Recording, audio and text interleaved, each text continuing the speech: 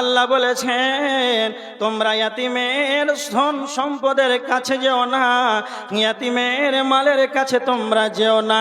যদি তাদের মালের কাছে তোমরা যদি তাদের মালটা খরচ করো, তাহলে ওই ইয়াতিম বাচ্চার জন্যই তোমাকে খরচ করতে হবে, তার লেখাপড়ার জন্য, তার চিকিৎসার জন্য।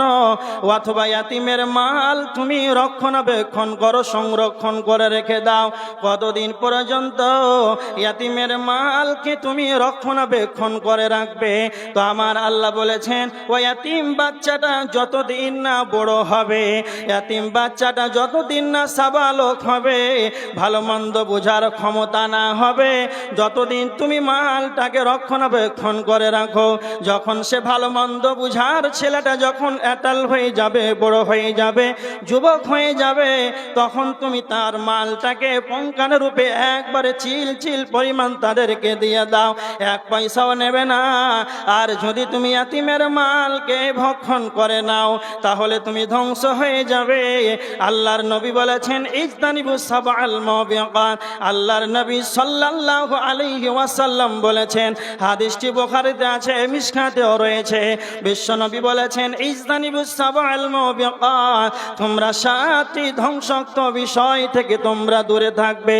তার ভিতরে একটা হলো, তার ভিতরে একটা হলো ওয়া আকলু মালিল ইয়াতিম, যারা ইয়াতিমের মাল খেয়ে অন্যায়ভাবে খেয়ে নেবে, যারা অন্যায়ভাবে ইয়াতিমের মালকে নিয়ে নেবে, তারা যেন ধ্বংস হয়ে যাবে।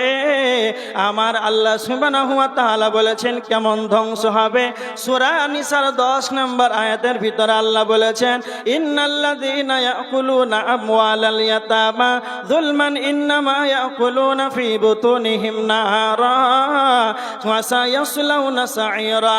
নিশ্চয় আল্লাহ বলেছেন যারা ইয়াতিমের মালকে, ধন সম্পদকে অন্যায়ভাবে ভক্ষণ করবে, তারা নিজের পেটে যেন আগুনকে যেন ভিতরে ভরে নিল, তারা নিজের পেটে যেন আগুনকে ভর্তি করে নিল। ওয়া সায়াসলাউনা সাইরা, তারা জাহান্নামে যাবে। তার মানে জাহান্নামে, মানুষই জাহান্নামে যাবে। আল্লাহর কোরআনের কথা, ওয়াকুদুহান নাস, জাহান্নামে কারা যাবে না? তো মানুষই যাবে। তবে কেন যাবে? যারা ইয়াতিমের মালকে অন্যায়ভাবে খেয়ে নেবে, তারা যেন জাহান্নামে যাবে।